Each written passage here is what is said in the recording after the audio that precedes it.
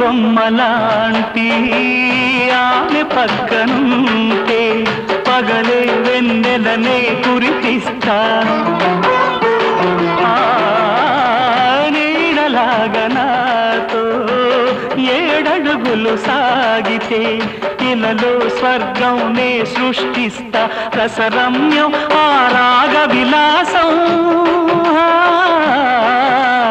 రసరమ్యం ఆ రాగ విలాసం వసివాడదు అది ఆ జన్మాంతం అందమైన నా ఊహల మేడకు ఆవిడమణి దీపం